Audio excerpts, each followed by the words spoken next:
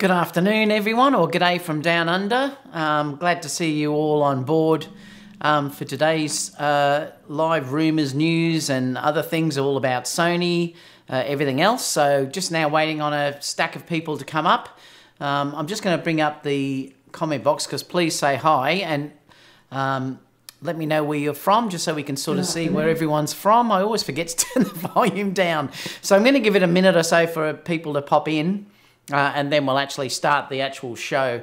Now, before anyone starts, this is not a pink top. I know we had issues when I was wearing the other top that you thought was pink and it's salmon.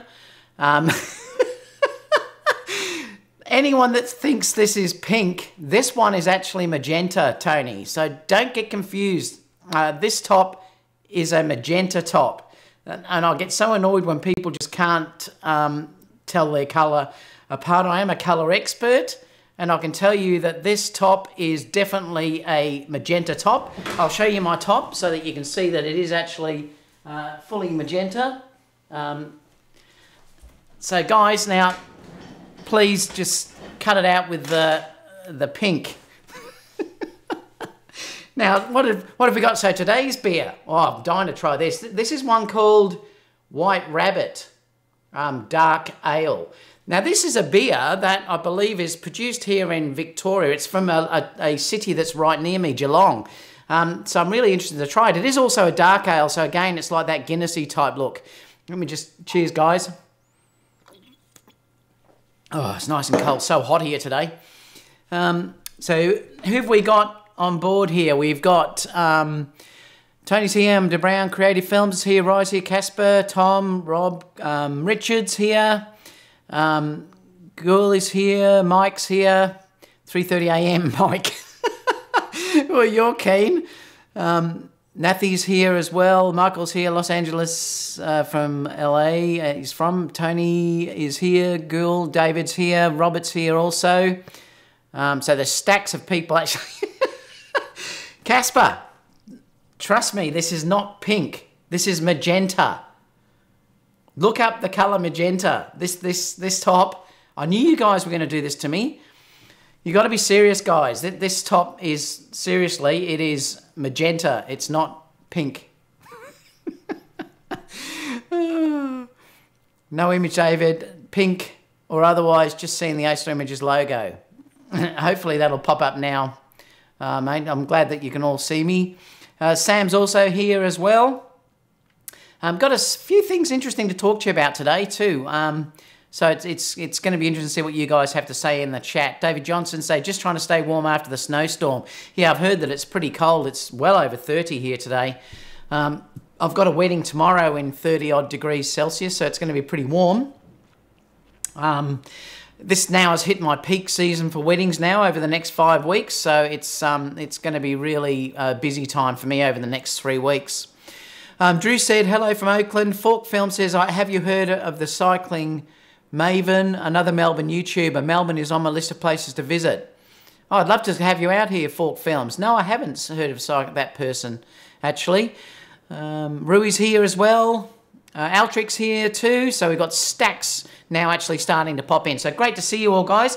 I'm just going to go over to the A7iii Images logo because if you are watching later on, well then obviously hopefully you can skip just to this point, so I'll bring that up and then we'll start for the day.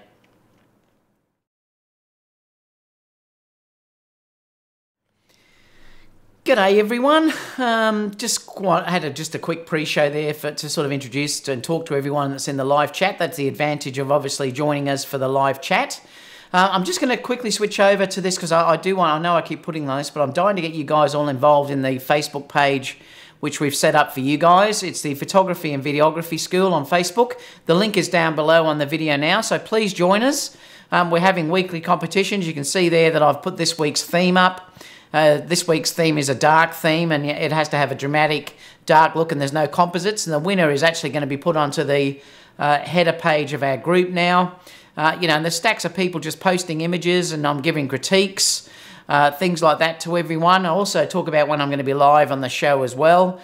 But it's a really great growing environment. It's very positive. You can post anything that you like, guys, to do with your business apart from doing a live broadcast to it. and you have to be limited to 3 pics per day. But apart from that, I'd love you to share your Instagram feeds, your YouTube feeds, not live, but YouTube feeds, anything to do with your business to help promote yourself. So that's what that's for. So please join us if you haven't joined us. So we have got a stack of people coming in here now. I'm going to come back to this chat later on. So please, guys, if you want to get my attention, have @DavidOsler. And just for the new people joining in now, this is not a pink top. This is actually a magenta top. So if you get confused, guys, you need to calibrate your monitors because clearly if you see this as pink, you have an issue with your monitor. I am enjoying this beautiful beer called White Rabbit Beer. It's really nice. It's a dark ale from Geelong, which is a city just near me. It's a bit Guinnessy. It's beautiful. I'm probably going to be called an alcoholic again like I was last week. Someone complained because I drank a beer with you guys. I just laughed, thought, oh boy. Anyway, I've got a stack to talk to you about today. If you're not obviously here in the live show, leave your question down below and I will get back to you as soon as possible. I do always answer questions personally. I hate YouTubers that ask for people to leave questions and then they don't even bother answering them. So I do always answer them. So please leave them down below or leave the question too in the Facebook group as well if you've joined us in that area because that's another great way you can interact with each other as well. If you do want to get my attention on this live chat, put @DavidOsler so we can come back later and have a look at all the reports and news things that I want to discuss with you. So let's go over anyway to look at the latest news because there's a stack of things that I want to actually go through with you guys. So the first one is this. This was really interesting, actually, and I'm wondering if this is going to be the same everywhere. Because at the moment, it's saying shipping is going to start this Saturday in Europe. And I did hear from someone else, and I can't remember who it was, that they actually said that the shipping of the A7 III was put down for the middle of March in Europe. I think that was someone from the UK said that to me. So this is a really interesting rumour, and I do hope this is true. So perhaps they're going to start being shipped out a little bit earlier. Now, I've got a feeling, and this is what I discussed with you a while ago, I think in a show earlier this week or last week, that I think this camera was slated to be released late last year. But due to the fact that Nikon had the D850 out, Sony had to answer that with a comparable camera. So I think this is just my guess. I think they may have brought forward the A7R III to compete with the Nikon D850. So I wouldn't be surprised if they have a fair bit of stock of this camera, the A7 III, that was sitting there from late last year. That's just what I think has happened. And if this camera is going to be released this weekend, starting to be this weekend in Europe, that may confirm that they do already have a lot of stock actually out there. So whether you'll start to see it a little bit quicker in the US or whether we'll get it quicker here in Australia, I can't say. I'm probably going to get a call from the shop and that's going to be the turning point for me of will I go down and get it and I'll have a look at it. I know if I go down and have a look at it, I'm probably going to buy it, but I'll let you know what happens anyway.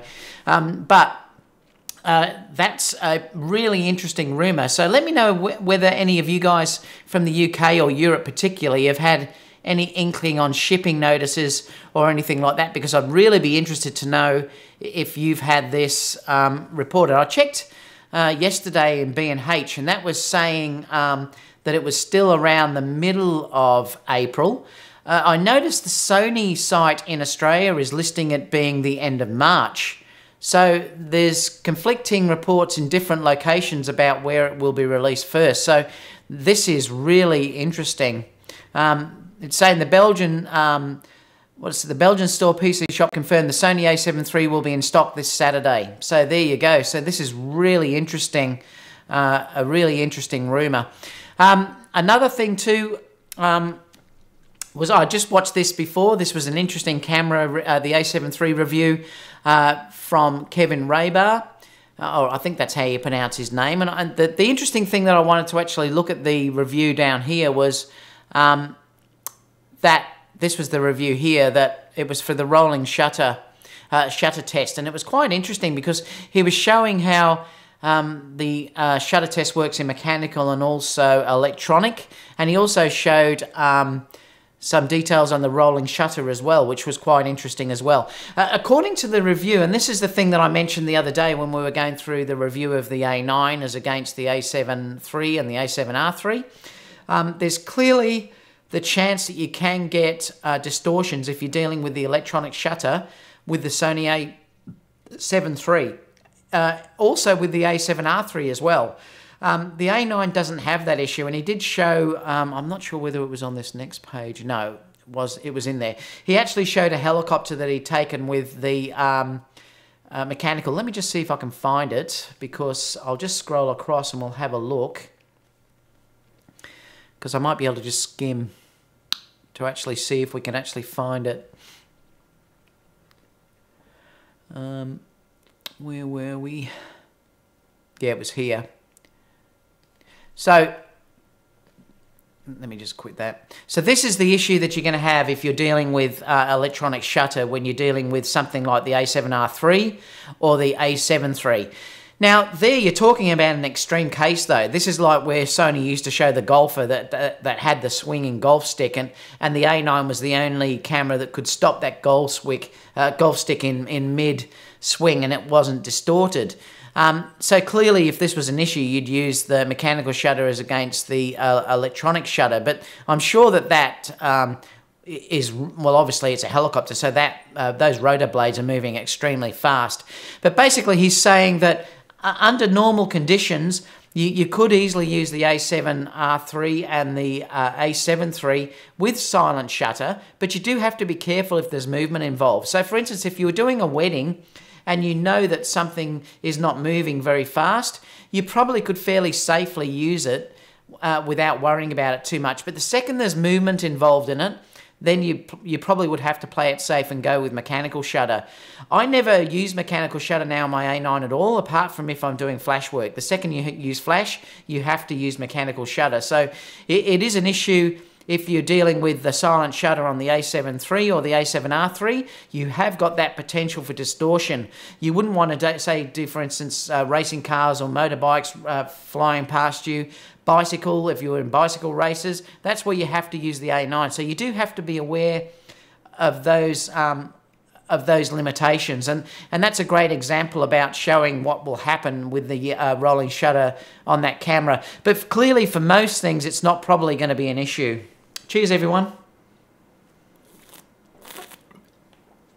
Overall, though, I noticed in the review that I'm not sure if it says it down here. No.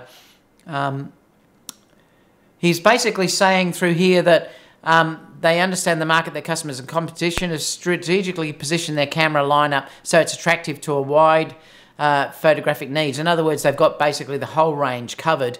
He seems to think, and I agree with him, that the A7 III will be the best events and like portrait, say wedding camera that's actually out there in the market. It's by far the best camera out there. This blows the 5D Mark IV out of the water, and that camera is around about $4,000. So, you know, it's ridiculous what Sony are offering you with this camera. I know I get people messaging me saying, David, you shouldn't be saying $2,000 is not a lot of money.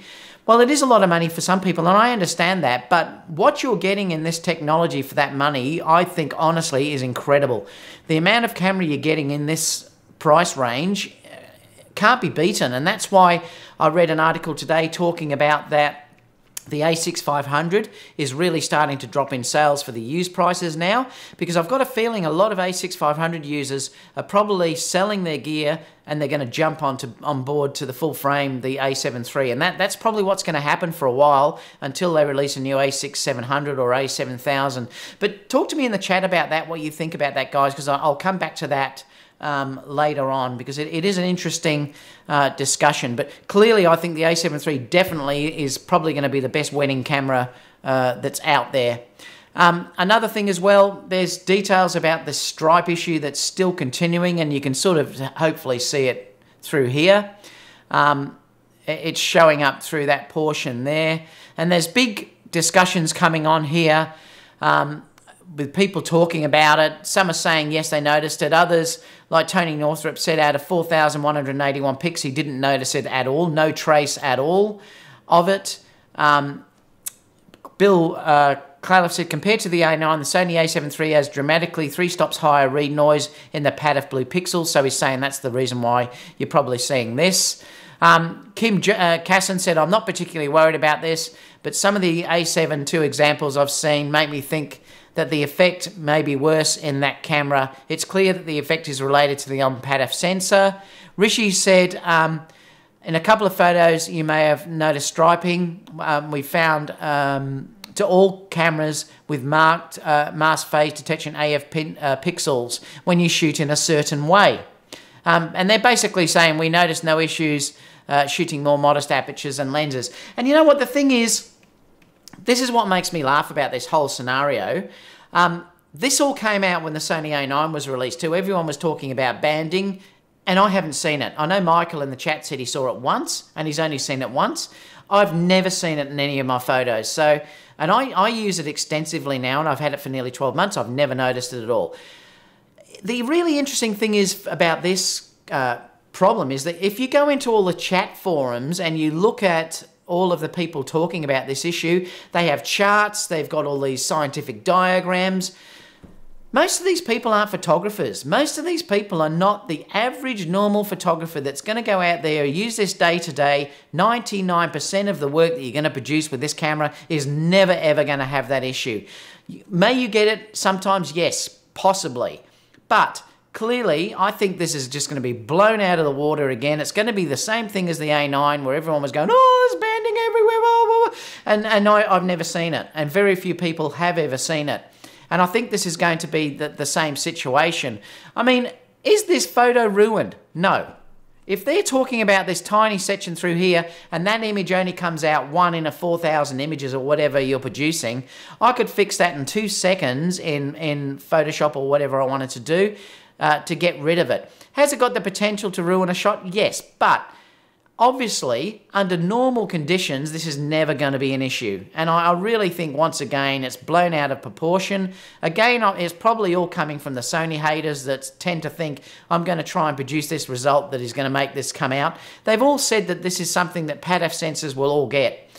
So I just think it's going to be blown out of the water. If I was worried about it, would I buy an A7 III? No. Am I probably going to buy one? Yes.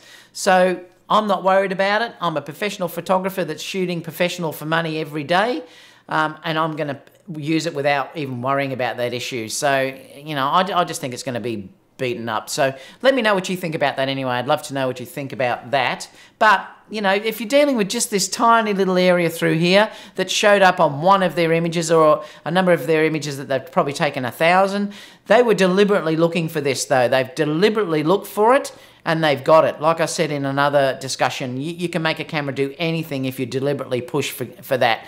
Have people like Jason, I mean, Jason is sponsored by Sony, I know that, so he hasn't discussed it, but the images we've seen from him haven't. Other reviewers that I've been looking at haven't mentioned this review. It's only the so-called tech people that tend to bring these up because they push the camera in a certain way to bring these issues up, guys. So don't read too much into this at all. If you're worried about it, perhaps put off the purchase until normal reviewers like me get out there and start using the camera. And I would tell you if there was an issue, but I doubt there is going to be an issue for the average user with this camera. They've looked for it and they've got it. Just like anything else, you can make a camera do anything if you want to push for it. Anyway, that's enough of a rant. It just does my head in. These people, all these so-called tech people, pixel peepers, are not usually photographers. They're not good photographers. All they are is pixel peepers and technicians. They're like mechanics on a car. So, you know, take it with a grain of salt. Let's go to the next story. Sony will soon announce a new 24mm f1.4 lens. This is really interesting if you want to go a little bit wider and have a decent lens. They're saying they probably think this is going to be a G Master, I think. They're saying down here that they think it will be a G Master lens. Let me know in the chat too whether you'd be interested in the 24 1.4. Is that a focal length that interests you guys? I adore the 24 1.8 on the A6500, which is what I'm using now. But I adore that because it gives me the 35mm focal length, and that's my favorite focal length. I think if I was going to go to 24 1.4, I'd want to go a little bit wider, but that's just the way that I shoot. I probably wouldn't use a 24 1.4 that much. But let me know in the chat whether you think that's the case. And they're saying the guess here, this is a Sigma one, but they're saying there's a Sony will announce one as well. The Sigma is $849 on pre-order, and I'm going to talk about the Sigma lenses in a minute.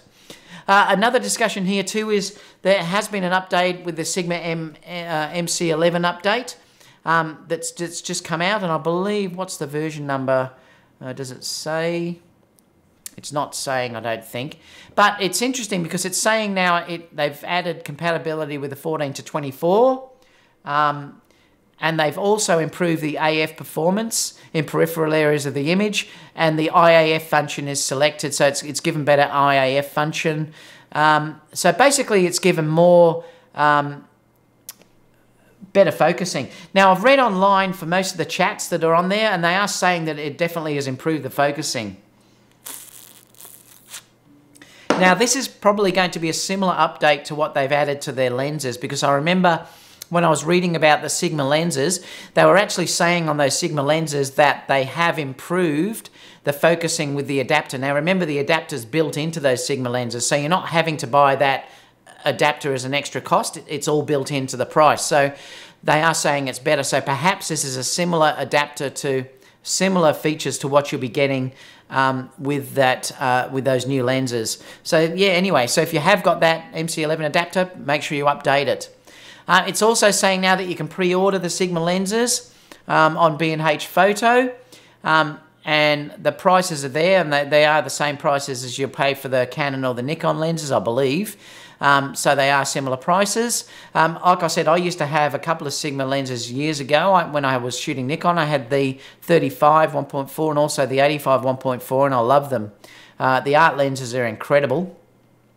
But now you can get that. And I noticed too, if you're interested in release dates on this, I noticed too that I saw this morning, that these are the release dates. So they're saying the 14mm 1.599 is going to be, the 14mm 1.8 is $1,600 and it's mid-July. The 20 1.4 is $899 and it's going to be mid-June. The 24 1.4 is going to be mid-June. The 50 1.4 is the end of April. The 35 1.4 is the end of April as well. The 85 1.4 is the end of April as well, and the 135 is mid-July. They haven't mentioned the 105mm though, which is meant to be a stunning lens. No word yet on the pricing and release dates. It says down here. No word on pricing the release dates of the 70mm and the 105mm yet, though. The 70mm is really going to be an interesting macro lens, and the 105, I believe from reviews I've seen, it's stunning. But I'm not sure. The only issue for me is the 105 is a very similar focal length to the 85, and I'd be hard-pressed to go between the 135. I probably would move to a 135, but the reviews I've seen of the 105 are meant to be incredible. It's a massive lens, though, and apparently the bokeh and stuff is gorgeous. So we'll have to wait and see what that's like once it's released. But at least you've seen some dates now of when they're going to be available. But you can pre-order them now. So if you were thinking about getting them, you can see here that this is the 105. It's massive. It is a 104 lens. It's probably going to be stunning. No price yet on that, though. I suppose you may be able to look at what pricing the Nikon versions are, if that's available. I've only seen pre-reviews of talking about the Sony and how gorgeous it is. But anyway, they're available now. On a side note to that, the Sigma CEO has confirmed that they will make new FE lenses designed for Sony E-mount only. And they're probably talking about getting rid of this flange, I suppose, might be the thing that they're sort of talking about.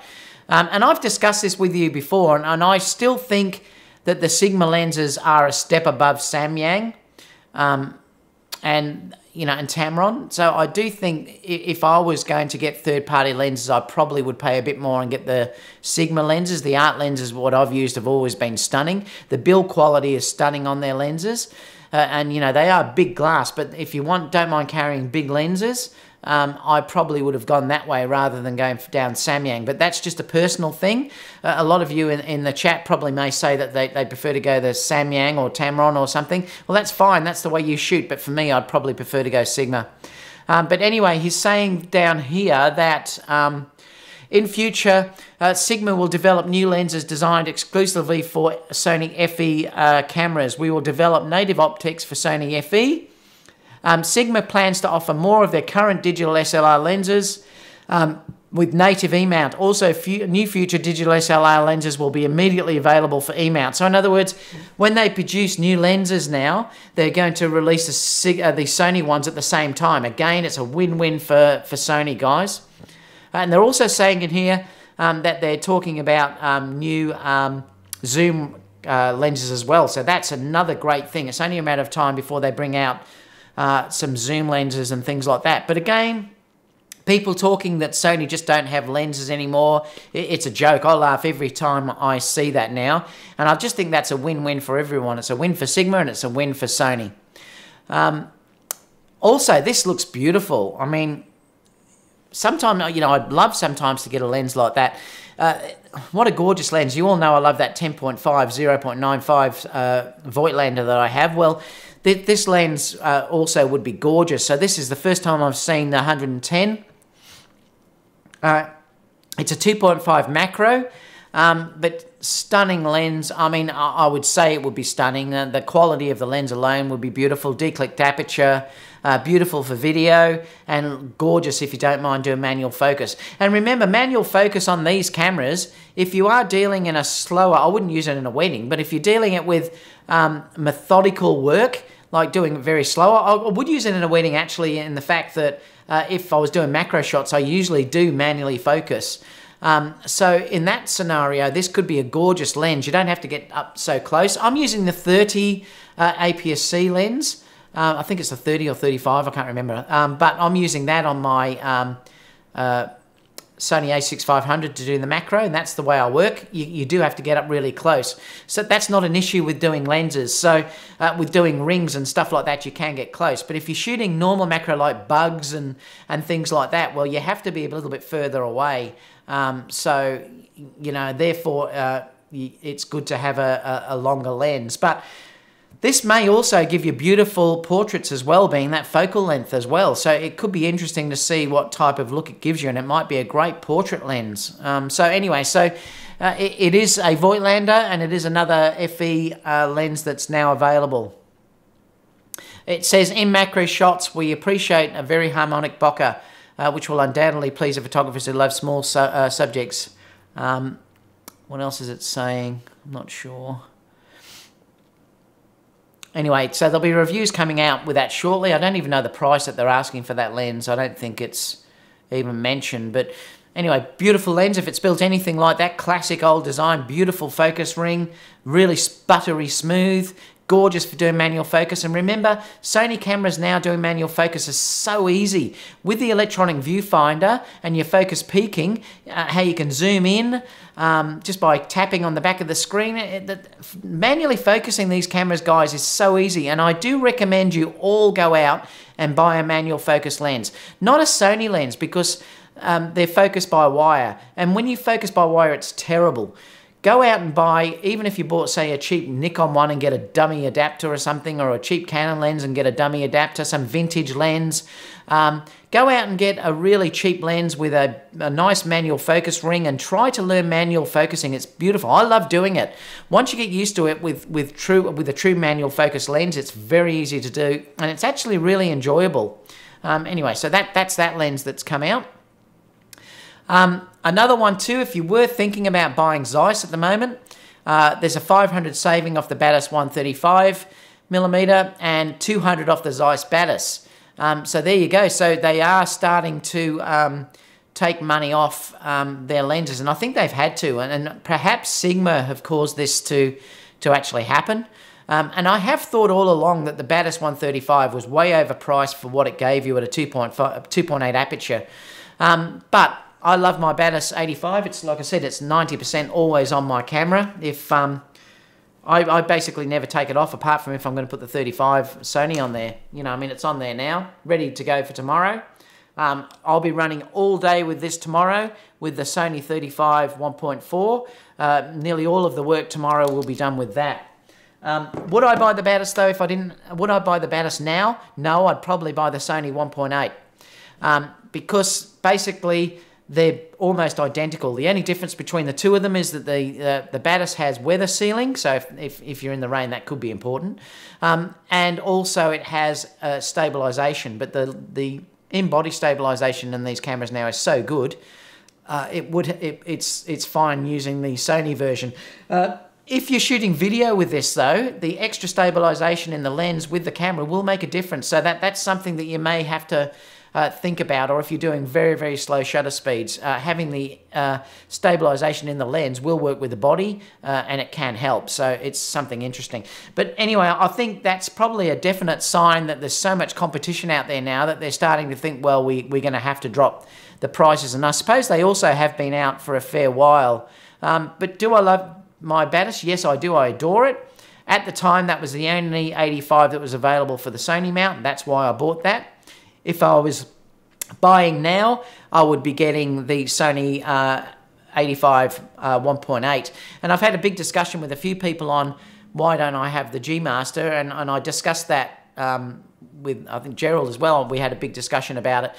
It's just a personal thing, guys. I'm not bagging the G Master at all. It's a gorgeous lens if you want to lug around that weight. And remember, no matter what you say, I've used both lenses quite extensively when I've gone out, and I've also borrowed lenses when I'm with shoots with people, the G Master and against my Batis. If you're moving a massive amount of glass around, they cannot, and remember this is subjective too. I've tested it thoroughly, and I've got no doubt that the Sony 85 1.8 is faster than the G Master 1.4. If you're moving a massive amount of glass around, physics will tell you that it has to be slower because it physically is moving more glass. This is why the Canon 85 1.2 is very slow in focus. Remember, and that's what's going to happen when you're dealing with lenses that are 1.4, 1.2. The bigger that lens is, the more those motors have to work to make something move into focus. This is why the Sony 55 1.8 is so quick. It's tiny.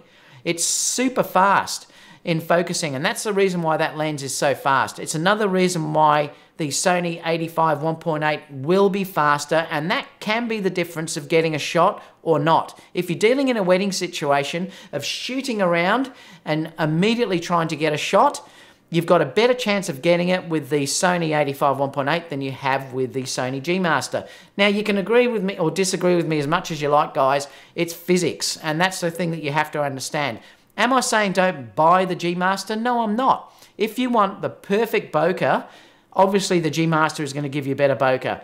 Now, would my clients care about that? No. I've never had a client that says to me, David, I don't want you shooting with the Sony. I'm really disappointed you've shot that image with the Sony 1.8. I really would have liked it better with the Sony 1.4. Guys, it's all relative.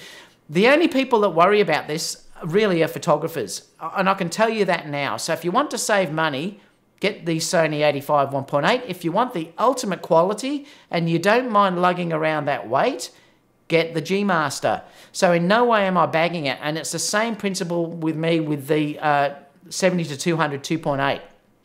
I love my Sony 70-200 f4 due to the weight that's there. The weight difference when I'm lugging that around in a wedding, I never get sore backs where I would get sore backs if I was lugging around the heavier gear. The second I did that shoot, and you've seen the shoot that I did when I was using the Canon 5D Mark IV with the 70-200 2.8 on it, my back hurt at the end of that shoot because I'm not used to lugging that gear around. So the difference between grabbing cameras like that and, say, having the f4 version against the f2.8, for me, makes a massive difference. Now, remember, that's for me. If it's not right for you, well, you know what's right for you and you should shoot with that. But I'm just giving it to you from my perspective.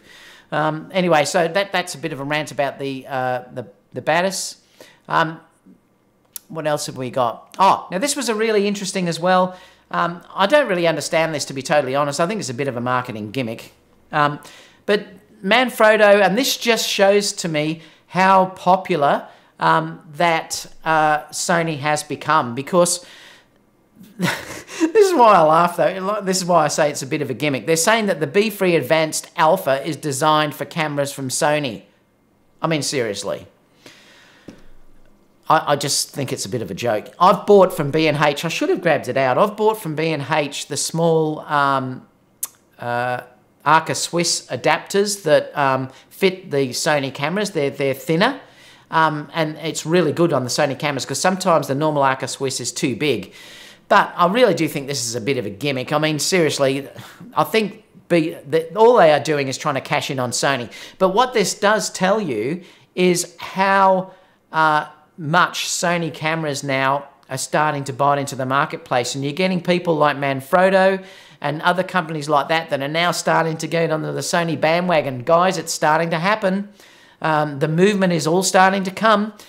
So this is a really interesting one anyway. So I'll put the links in the thing down below anyway. It's just saying the plate is designed to match Sony A7 and Sony A7 cameras to ensure a perfect grip. I've never had problems with the grips on any tripods I use, but you may disagree, I don't know. But anyway, I just had a bit of a laugh. But the thing I wanted to show more to you about that is the fact that it shows how much Sony now is starting to hit the marketplace. A new lens from Laowa, 25mm 2.8, 5x macro. I'm not sure if I'd want a macro at 25mm. You'd have to get that close to the subject. Like I said, it'd be okay for ring shots like what I do with my 30mm 35. I can't remember. I think it's 30mm. You'd have to get that close to the subject. But let me know whether you think that would be something that you would be interested in. Now, this was really cool because I saw this and couldn't believe it. This photographer took this shot. And does he say when he took it? I'm not sure if it does. Oh, on March the 3rd. And the interesting thing is, and this is what freaks you out about this actual image, is that this was taken by two separate photographers from two different locations. Now, the only way that this was found out was because I think it was Eric who was the original photographer. I think it was Eric. Anyway, what happened was a TV station picked up this image because of this amazing storm shot that Eric had captured. And basically, because the TV station picked it up, this image got shared right around the internet. Cheers. Now, the interesting thing is, he then it got shared all around the internet, and then he got accused of plagiarism because someone said that he'd stole someone else's image, because this other image appeared, which is Ron Reisman, actually took this other shot. And so they accused Eric of plagiarism by stealing his photo. Now, the amazing thing about this is that they are basically shot within the same millisecond, because if you look at the waves that are actually coming through, and I think if you look further down, it's noticed that the wave, if you're looking through here, is in the exact same spot. So the chances of this, I don't know how many million to one chance this has of happening, but basically what they've done is they've used the GPS data in the files to work out Eric shot the shot from here, Ron shot the shot from there. They didn't know one another, and it was shot at the same time, the same millisecond. And I just wanted to share that with you guys. Like, what an amazing thing to actually have happen, that you would capture the exact same spot and share that exact same image in the same millisecond like that. Incredible. Anyway, I just wanted to discuss that with you. Another thing is too, if you're interested in ND photography, Irix have launched a new ND filter. It's a 15-stop ND filter for ultra-long photography. So this is really interesting if you're doing ND work. Basically, what they're saying is that it gives you a whopping 4.5 optical density, and it allows you up to 5-minute exposure at f16 on ISO 100 on a sunny day. So if you wanted those really smooth water shots and things like that, if you wanted to get rid of people in a city, for instance, and I've seen that look really effective, where you put it on a tripod, you sit it on a busy city street, and the movement, the long exposure gets rid of it, and it looks like the city's barren. If you're doing those sort of shots, this new filter is out. Could be an amazing thing to actually have. You would have to manually focus before you put it on though, because you probably could never focus through that filter. But it's 200 United States dollars. So really interesting anyway if you're on that. Now, the last thing I wanted to talk to you about was this. Now, if you're from, I'll just explain what's going on here. If you're from the States, you may have a similar thing to this photography board, which we have here in Australia. It's called the AIPP. It's Australian Institute of Professional Photographers. So you may have a similar board in the States, and you may have a similar board in Europe. So this is sort of more related to Australia, but I did want to talk to you about this because I wanted to get your opinion about some of these boards, and if you have the same issue with them in the States as you do and in Europe as we do here in Australia. And I'll talk about my issue with it and why I never joined it, even though a lot of people used to ask why I'm not a member of it.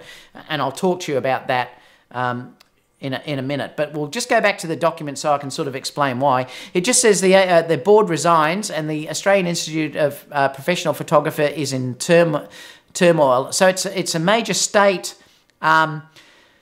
photographers group. Now, basically, you pay a membership to join this group, and then they do things like print, where you submit your print for judging, like WWPI, I suppose. They'll have seminars where you learn and things like that. But the main thing with the problem with it, and this is why I'm saying I never joined it, because initially the AIPP was meant to be only for professional photographers, and there was this massive standard to try and get into it. And you had to submit so much work, and then you had to be mentored and things like that. Well, I've noticed over the years that the standard of quality of the people that were getting into the AIPP was getting worse and worse and worse. And it used to do my head in a little bit, because I used to see photographers that I knew had just started up, and then the next thing I saw, they were saying they were part of the AIPP. Now, early on, you really had to be a high-end professional photographer to get into these groups and prove you had to work over a long period of time.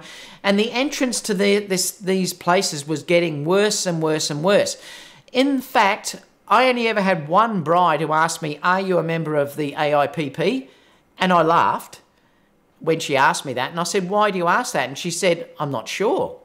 And I said to her, "Well, what does it mean?" And she said, "I just thought it was for professional photographers." And my comment to her was, "Have you looked at my work?" And she said, "Yes." And I said, "Did you like my work?" And she said, "Yes." And I said, "Well, why would you want me in the AIPP?" And then she said, "I don't know." And anyway, then she hired me. The problem is, and it may be the same in the States, and it may also be the same in Europe, and this is why I wanted to talk to you guys, and also let me know down below as well what you're thinking about this is. The standard dropped so much in these groups that they were basically letting anyone in just to get the funds, I believe, to basically keep the thing alive and to pay wages or whatever it is for the people that were on the board and whatever they had to do, because they had a number of people that they were paying. They did do some good things, like obviously have seminars and things like that, which were good, and they had the judging. I'm not into judging anyway. I don't need anyone else to tell me my work's good. I'm happy with it. My clients are happy with it, so I never enter competitions. But they did do that if you were into that type of thing. But you had to pay around $400 a year, I think, to join this organisation. And then that didn't even exclude a non-member from going to the seminars. You just had to pay a little bit more if you wanted to go to the seminars. It seemed to me to be something to just make money. And the AIP logo, having that on your page or whatever now, I thought was totally irrelevant, because no longer did it really mean that you were the pinnacle in the industry. It was basically, like I said, I'd be seeing photographers that I knew just started up a few months before, and then all of a sudden they had an AIPP membership. And it used to do my head in, and I thought, it means nothing now. It means absolutely nothing to join these groups. And so let me know what you think about that. Anyway, it's resigned. The whole board has resigned, so I'm not sure what's going to happen to that institute now. Apparently, a lot of subscribers were leaving, so not renewing. But let me know in the chat what you think about that, guys. And that's it for that. Now we're going to go to questions, because I'm dying to see what you guys have to say about a few of these issues that we have coming up. So let's go there. So fire away questions, guys. If you want to make sure that I see your question, put at David Osler. That way I won't miss what you're actually asking. This beer is seriously good too, by the way. Oh, Mike said hit the like button. Yeah, thanks, guys. I really would appreciate if you did hit the like button for me. Richard, it's interesting, has said, started selling my Canon mount Sigma lenses for the new E-mount. Took the jump. Good move, Richard. I mean, honestly, I jumped from Nikon. I've never looked back. Sooner or later, people are just going to say I've had enough. And particularly Canon. You know, I mean, honestly, I don't know why a lot of people are still waiting.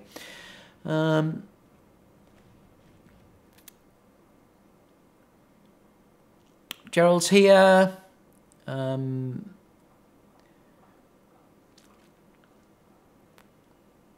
David David Johnson said, David Osler, or are they colourblind? You're talking about this. And definitely, Gerald sees it as magenta, my top. So Gerald clearly has his monitor calibrated. You people that are seeing pink seriously need to get your monitor calibrated, guys, because you have serious issues with your monitor. Sony drinking game today. They're saying Sony, Sony, Sony. Last time I had to take a drink. Altric's here. Good to see you, Altric. Gerald said US date has been set to April the 10th. So they're still saying April, are they, Gerald? Interesting.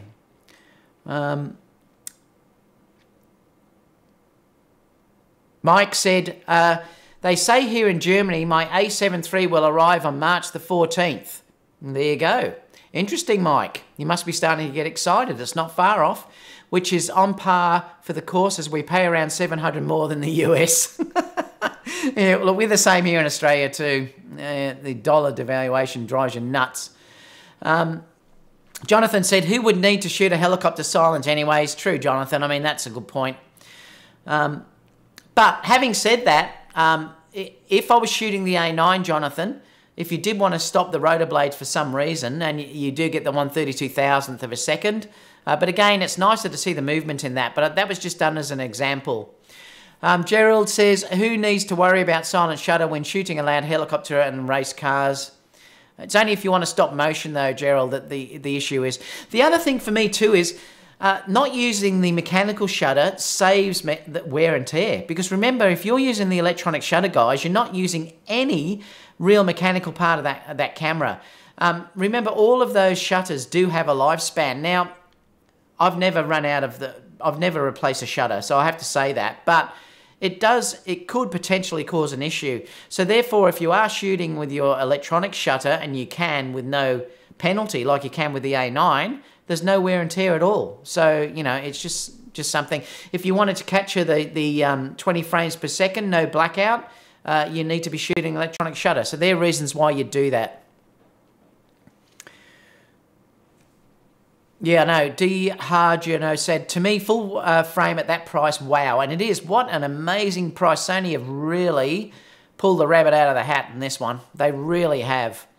Jonathan said, I sell my A6500 to pre-order the A7 III. And this is why I saw that discussion, I think it was on DPR Review this morning, talking about why has the A6500's resale value dropped so much.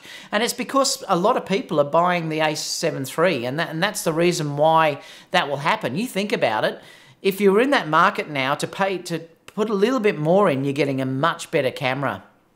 Ray saying, hi Ray.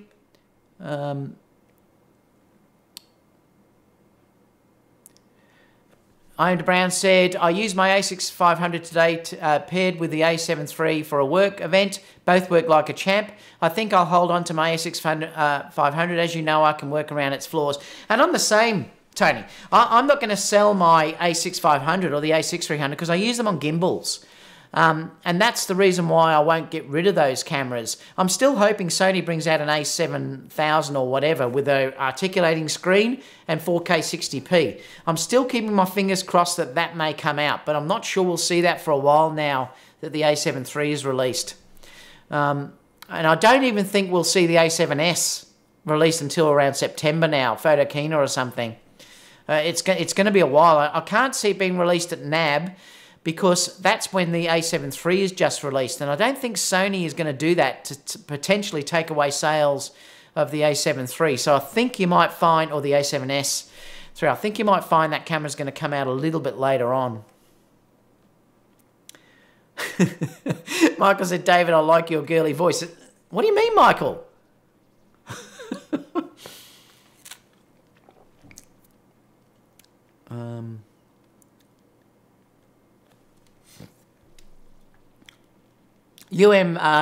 Dad 42 said, you don't have to be a photographer to break down a photo. Yeah, but the thing that I was mentioning there, most of the pixel peepers, the people that do this type of analysis, are not shooters. They're technicians, and that's the thing you've got to understand about that.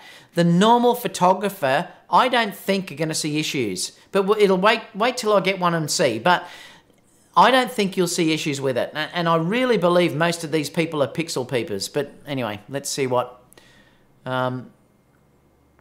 happens later on.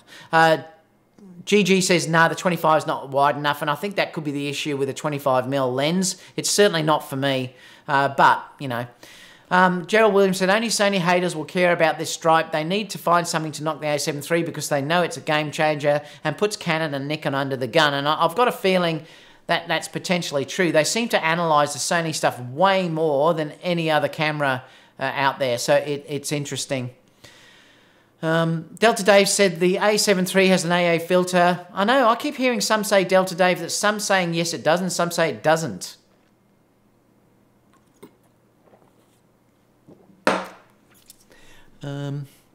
Creative Film says, anyone see Angry Photographer's pathetic attempt to slam Sony A7 III? I discussed that in the last live show, Creative Film, so go back and watch that. I discussed that in complete detail, actually. Ray said he ordered the A7 III. I don't blame you. SXN said the 14 is way overpriced, but I'll definitely pick up the 35. Oh, that's interesting. You're talking about the Sigma lenses. Casper, you say Sony, you take a swig. That's the rules. You know what? I can't because I've just about finished this one. It's empty. Look. Oh, hang on. I'll show you. Look.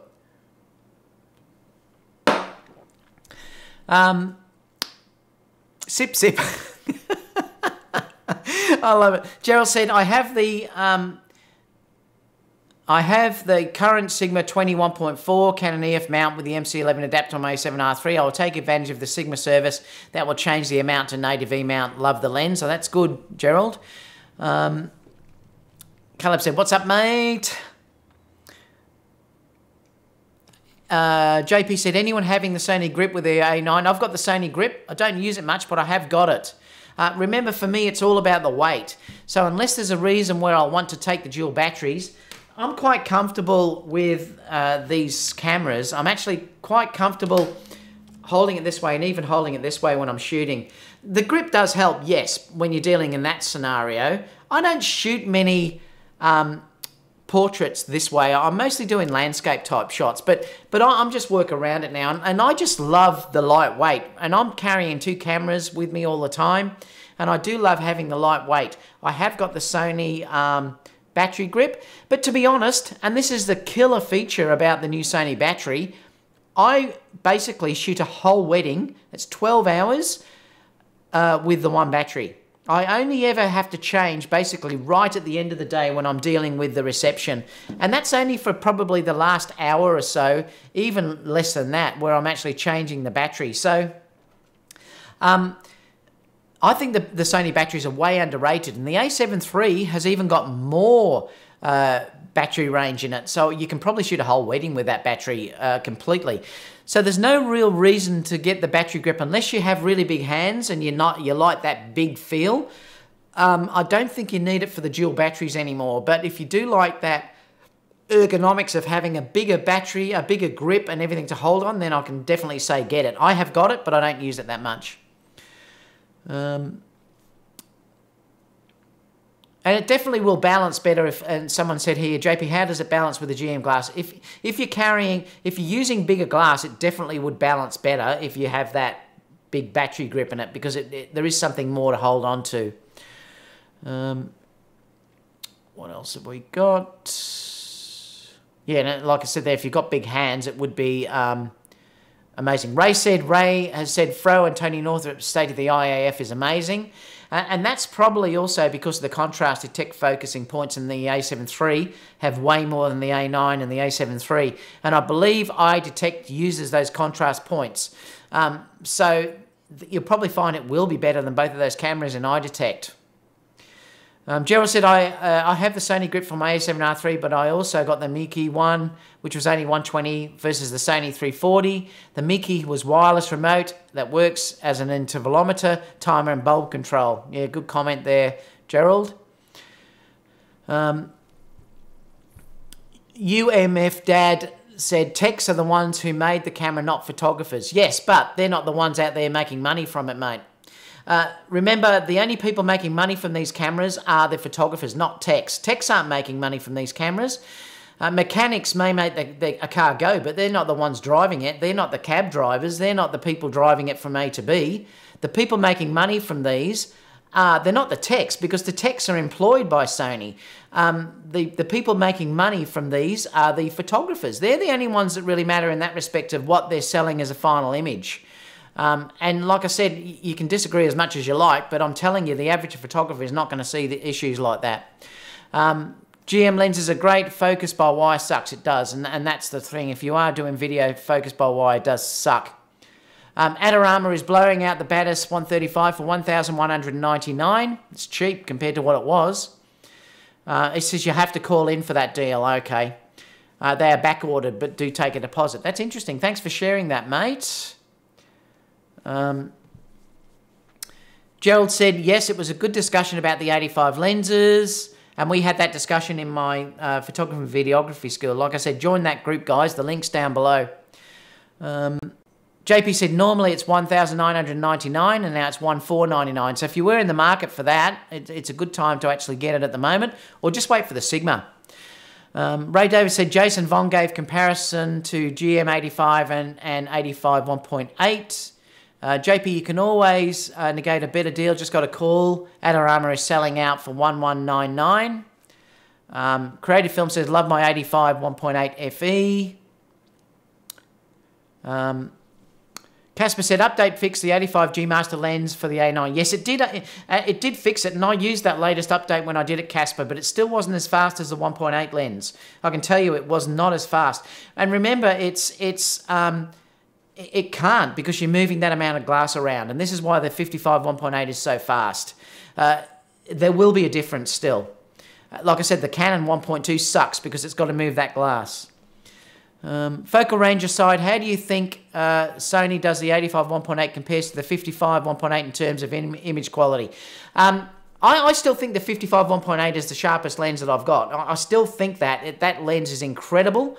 It's just that I personally like the 85 focal length a bit more for portraits. But if you're dealing with focus and things like that, whenever I'm going into a low light scenario, I'm using the 55 1.8. If I'm dealing with something where focus is really critical and has to be done very fast, I'd use the 55 1.8, because it is still, I believe, the fastest focusing Sony lens, and it's also definitely the fastest focusing Sony lens I've got for low light. Ray said the 85 1.8 stays mounted on his cameras. Creative Film said, on par, I own both, and that's perfect if you can afford both. No problem with that at all. JP said, I'm not a fan of Vong or that one camera guy. They are Sony fanboys that skimp, gloss over detail viewers want to know. I'm not sure why you say that, JP, but Mikkel said, hi, the Panda Photography. Hi, mate, how you going? Good to see you on here. JP said, I would go with the 55 over the 85 1.8. The 55 is an amazing, underrated lens. I know everyone says they always talk about the G Master lenses and stuff, but the 55 is an incredible lens. I love that lens. Are you a fanboy if transition from Minolta? I'm not sure what that means. Casper said, banging the G Master. I'm not, Casper. It's just not for me. They're amazing lenses. They're just not for me. Gerald said, have never lost a wedding shot using my 85 1.4 G Master, but I appreciate the weight issue as I had back surgery in the past. The Panda Photographer said, I love Manfrotto. I do too. No, I haven't got Manfrotto anymore. I actually sold them. I'm actually using a different tripod now. I'm using an Australian manufactured tripod. Mikhail said, I like your reason on glass and weight contra speed. Well, it makes sense. It has to. If you think about it, the bigger the glass is, the slower it has to actually work, because it can't physically move that glass around as much. It's an impossible feat to do. If you're dealing with a 1.2 lens, it cannot move that glass around as quickly as it can move a 1.8 lens that's that much smaller. It's an impossibility. You may think it's similar, but if you did an electronic test on it or whatever, I'm telling you there would be a difference. Let's just get the three-legged thing tripods. They have the orange tripod mounts, eye clamps, Sony Kiss butt wagon. I like the Laowa 25. I like different lenses, and so do I. I love using, like I said, I love using the Voigtlander. What else have we got? Gene said, thanks Creative Films. I'm trying to decide if it's worth getting it. Currently I have both the 85 1.8 and the Rocking 50 1.4. Well, I don't know, Gene. If I was you in that scenario, I'd be after a 35 before I got anything. That's personally speaking from me. There's another lens, two lenses that I would add in that arsenal if you were having just primes.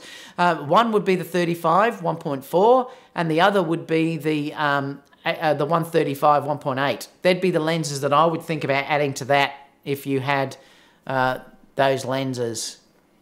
What else have we got?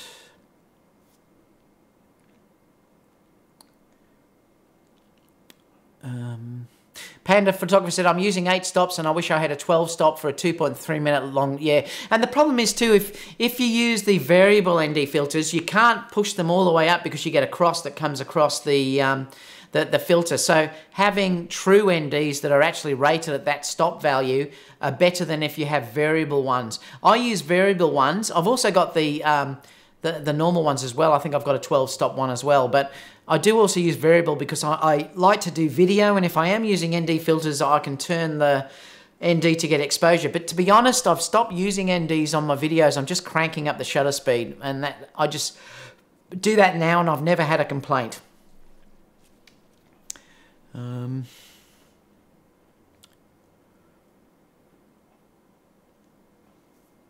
Great Films, I heard they let in the angry photographer. You're talking about the like the Australian Institute of Professional Photographers. So Gerald said in the US it's the PPA. And do you find, does the PPA have the same issues? Is it basically, Gerald, just letting anyone in now? So does that really now no longer mean anything? I mean, you know, if you're just starting out photographer, can you get membership in that and then say that you're now a professional photographer? I'm just curious what you've said there. The Panda Photographer said, I did once pay the Professional Photographers of America until they realise I am from Japan and I'm not a North American resident, but still took my money. Oh, that's interesting. He said also it was a joke, so that's interesting. I think the electronic shutter doesn't register under shutter counts, clicks, and it probably, well, I don't see how it could, JP. I'm sure it wouldn't because there's nothing moving, so I don't think it could count under actuations. Gerald said, does the A7S EVS resolution being the same as the A7R bother you? No, not at all. I'm really happy with my A7R2's viewfinder. I mean, it's beautiful still. Is it as good as my A9? No, it's not. But to be honest, most people aren't going to notice the difference. It's still a really good EVF. And remember, they have to take out something from that camera to give it at that price point. So having it at that resolution does not bother me at all. Is there a difference? Look, there probably is. If I probably put the A9 up in one eye and then I immediately put the A7R2 up next to it, I probably would see a difference. But when I pick up my A7 R2, I don't notice that that's bad resolution. So putting it all in context, no, it doesn't bother me at all.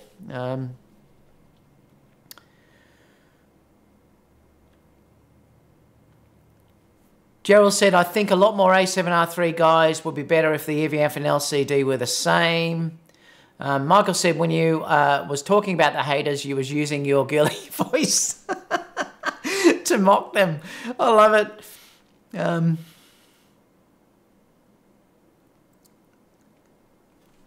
Alex said, I'm new to photography, bought the Rebel 2.6 last year. I really like it. Got the 51.8 also, but all the newer cameras have the dual pixel, but thinking about going to Sony since I'm not too invested. Well, Alex, you're in the perfect scenario to do it. Before you start buying more glass, I would move over. Definitely, I would definitely now move over to Sony. I used to say, well, you know, maybe wait and stuff like that, but I think that time has now passed. I think they've missed the boat. Even if you're dealing with Canon bringing out a mirrorless camera later this year or whatever, it's probably going to be 2 years behind what Sony have now. And then Sony will just bring out something else and they're going to blow it out of the water anyway. I honestly think if you haven't made a commitment, I would change over.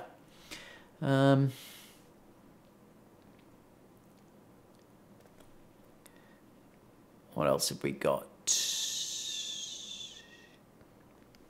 Sam said, if I sell my A6500 and get an a7iii, what full frame lenses should I consider? Well, Sam, I can tell you the two I would get with a 35, and whether you want to buy the Samyang or the Sigma lens for that, it's up to you. I use the Sony 35 1.4 and an 85 lens. That's what I would buy, and I could shoot a whole wedding with those two lenses. I could shoot all of my business, to be honest with that. Occasionally I'll pull out a wide angle, and occasionally I'll get out the 70 to 200, and sometimes I'll get out the 55, but I could get by with just the 35 and also the 85. They're the two lenses that I would say get.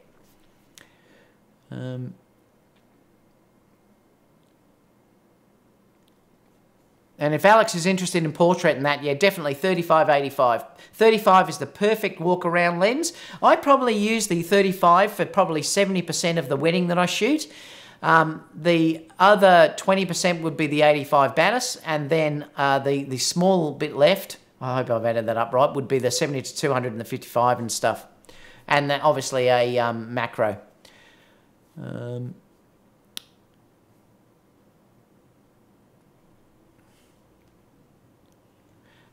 Tung said, I have a question. If the buffer is full, can you play back the recorded image and scroll through while the buffer is clearing? And can you record a video right after taking pictures instantly? I don't know, Tung, because I haven't used it yet. The reviews that I've seen, I know you could go into the menus immediately after the buffer filled. But yeah, I haven't done that. So someone else may be able to answer that. I can answer that when eventually I get one or whatever, but I can't answer that as well. Delta Dave said, camera store TV confirmed there is an AA filter. Okay. Alex said, thanks. Casper said, cell phones are killing the business. Definitely killing the business for the point and shoot cameras. Definitely, Casper. They haven't hit the digital SLRs as much yet.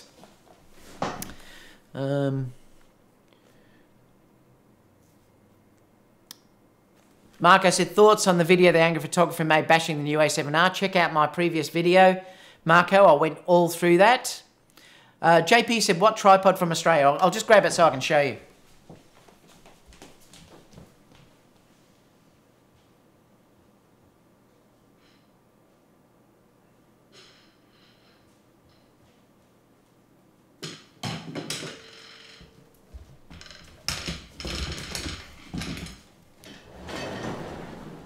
So I'm using, I hope you can hear me, but I'm using this Miller. I adore this. It's carbon fiber. It's big. I mean, it goes massive. You don't have to have this one. I've got other tripods as well. I'm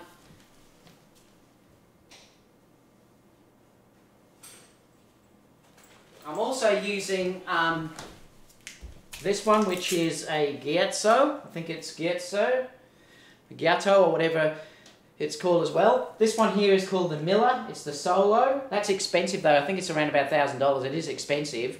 I've got a Giazzo here, which is carbon fiber as well. And my travel tripod is this one. And I have put a review of these up. But the travel tripod is just the B-Free, I think it is that I'm using. No, it's a Manfrotto. That's the one that I'm using. Let me see if it'll focus. Yeah, I'm using the Manfrotto as my travel one because that packs up to be so small. So they're the three that I had. I used to have Manfrotto ones, but I sold them because I use everything now as Arca Swiss for me. So I like to use all Arca Swiss. So That's the tripod from Australia. Yeah, I believe the Miller is made here in Australia. You can buy it in the US though. Gerald said, I think my Sony FE28 f2 is my fastest focusing lens. It is very compact. Yeah, and again, that's because it's so small, Gerald, which I'm saying there's nothing moving around. So they are very fast, those small lenses. The FE35 1.2.8 is also a really fast lens as well, and I love that lens for travel and street shooting. That's a really good lens if you don't mind just having the 2.8. It's tiny. Michael said, Dustin Abbott just did a good review on the Sony Zeiss 55 1.8 and the Sony Zeiss 50 1.4 and the Rocket on 50 1.4 and said it was good. John said A9 or A7 III with GM lenses. Well, it depends on what you're shooting. And I go back to my video. I did my video 2 videos ago that discussed that in depth, which camera you would use for a certain scenario. So check that out because I went right through that. As well. What else have we got?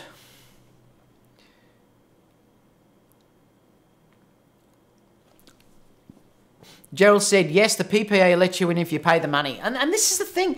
These places shouldn't do this. I mean, seriously, if they're going to be like these professional organisations, you should have to prove that you're a professional to get in them. Otherwise, what's the value of showing it? And this was the thing. The AIPP was trying to make out like they were this strong organisation just for professional, and it's called Australian Institute of Professional Photographers. And a lot of those photographers weren't professional photographers. They were photographers, yes, but you can't be a professional photographer, a true professional photographer, if you haven't worked professionally for a number of years and you have a massive portfolio to back it up. And that's the thing with those organisations. They end up shooting themselves in the foot because they get greedy, they'll let anyone in, and therefore it loses any reason for someone that is a professional to go into it anymore. And that's what's happened here. They've basically gone broke. But, you know, it does my head in. And when you get people asking, oh, you were part of the AIPP, that's why I laughed that time the bride asked me that question. It only ever happened once, though. And the first thing that I see, and this is really interesting, the first thing that I see that these so-called, and you know, I use the term mums with cameras because this is a perfect scenario. And please don't take that the wrong way, that I'm saying I'm having a go at females here. I'm not. We have a thing here in Australia where a mother who has had a baby does often buy a camera. Her husband is still out at work, she's at home, and all of a sudden she decides to start a baby photography business, and we call them mums with cameras. So I'm not destroying feminism, for God's sake, don't say anything about that. But so I'm not saying anything about that, but we do call them mums with cameras. And all of a sudden I see these people appear, I know they've got basically no skills, and then I see they have an AIPP logo on their website. It's a joke. And that's why these people, that's why companies like that end up having issues. Because probably the professional photographers there have said, I'm not putting up with this anymore. This used to have real foundation in the people that were part of us, and all of a sudden they've got every second person with, you know, that's just started out joining this professional photographer's site. Rant over.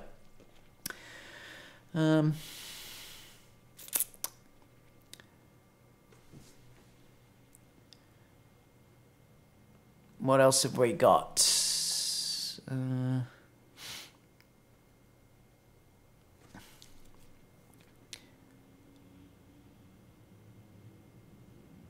What else? Gerald said, I have ordered the A7 III, ordered to go along with my A7R III, and keeping the A6500. That's probably the thing I'll be doing, Gerald, too, yeah. If I get, and I will probably get it, if I do probably get the A7 III, I'll still be keeping the A6500 to stick on a gimbal, yes. And still, they're great for travel. They're tiny. If you are just doing a short trip or whatever, there's nothing wrong with shooting that. Check out my A6500 New Zealand travel vlog. That's got massive amounts of hits now. And those images were really, I'm not big noting, I think they're quite stunning for what I was using. It was just the 18-105 lens on it with that camera. Amazing. Pecking order comes down to the type of photography you do.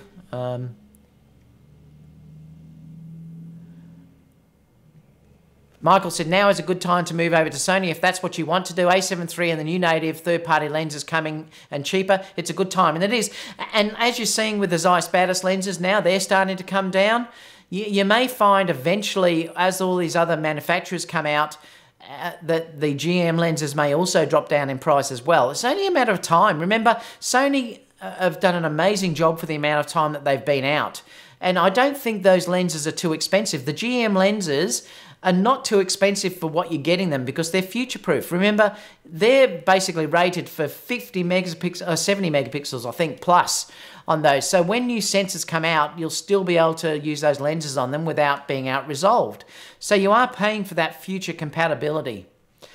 16 to 35 is amazing. I've got the 16 to 35 f4 and I love that lens. Gerald said, another good lens to get first for the A7 II is the Sony 28 2.8, very affordable and sharp and fast focus. No, I've never used it, Gerald, so I can't talk about that lens, but I do love the 35 f 2.8. And then I obviously have the 16 to 35 as a wider lens. Yeah, it's expensive, Panda Photographer, it is. The Miller is expensive, but it's a beautiful tripod. You use the 190 Go. Miller is some high roller stuff. Yeah, it's very expensive, but the thing is too, if you're dealing with, remember, I can justify some of those expenses because I can write it off on tax and I have a full-time business that does very well. So I can justify those sort of expenses for me. Would I buy that as a hobby photographer? No. But remember, if you are dealing in perfect photography, like long exposure, really long exposure, even the slightest movement can affect that image. And also with video, for instance, you want to make sure that there's no shaking when I'm doing weddings and things like that. So I'll use that because I know that's rock solid. Plus it goes incredibly high. Now I'm only a short guy, but you know, if I've got a camera at the back of the ceremony and I want to get over everyone that's standing up, I can put that on up as full as it goes. I can stand on a chair and I can still see over people's heads. So I'm paying for that type of thing. It's like really right stuff. You know, you pay for what you get, but should everyone get it? No, definitely not. Those other ones though were quite cheap. The Getso wasn't that dear and the Manfrotto wasn't.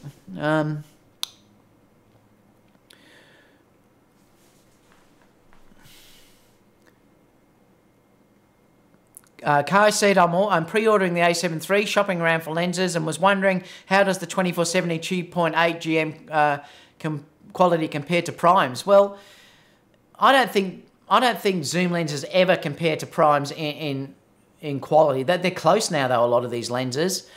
I wouldn't buy the 2470. I'd probably get something like the 12 to 24 or the, what's the other one? I can never remember it. The 24 to 105, is it, or whatever that one is. I'd probably go that way than getting the 2470. But that's just me. I very rarely use zoom lenses now, though. I'm mostly using primes. But it's a hard decision to make. The 2470 GM is a great lens. I know Tony Northrup said the Canon 2470 was sharper, though. You could go and check that review out and see whether if you wanted to save money, you could go and get that with an adapter. And then it also depends too on if you're doing video. If you're doing video, you can't beat the Sony lenses because the focus will be better. The Canon lenses with the Sigma adapters don't work anywhere near as good if you're dealing with video focusing.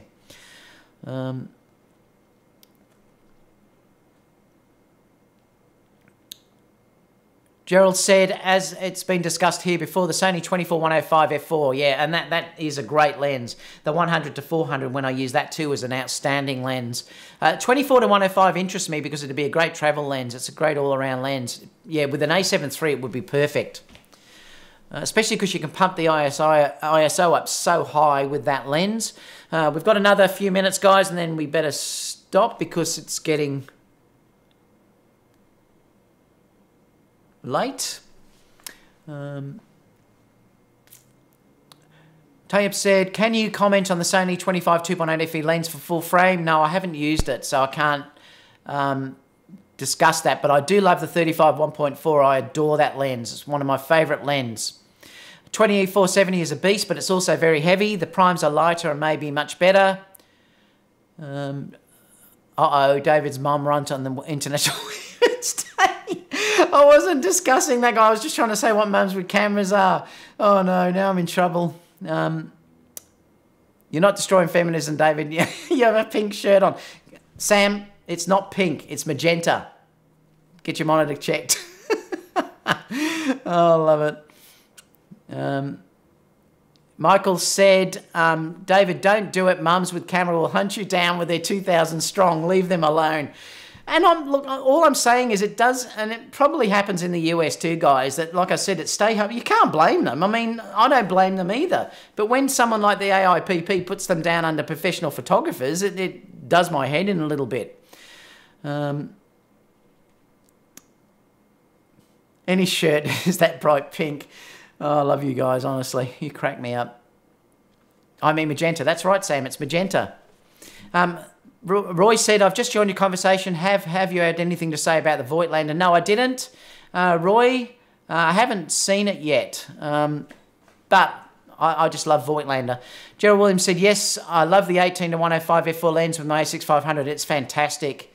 Miller is a block of steel, a tank on legs. It is. It's incredibly stable. Even though it's carbon fibre, it's still pretty heavy. I'm about to sell my 2470 GM. I never use it even for weddings. And I'll be the same, Michael. I've got the 24 f4. I probably should sell it. I only use that in studio sometimes, but I just don't need that focal length anymore. Eric said, your Miller tripod looks a little like the Leo Photo 404C. That's interesting. Michael said, yes, JP, yes, I started with primes and I can't shake it. And I'm the same. I just love using primes. I love being involved in the more of moving in and out, you know, instead of just zooming it. I know you get a different focal length by zooming it, but I just love that interaction. I love the feel of the primes and the look of primes. It's just what I like to do. And it's just, like I said, I very rarely use zoom lenses anymore.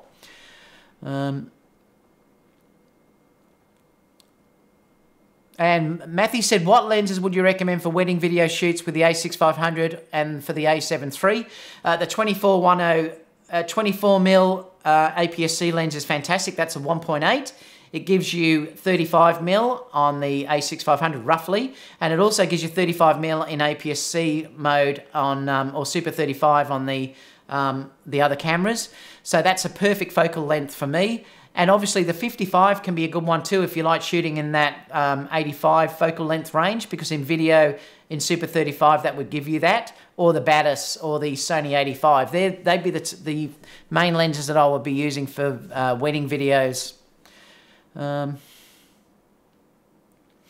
Gerald said, I have the 28 2.8 and it's super, yes. There you go, so he's really happy with it.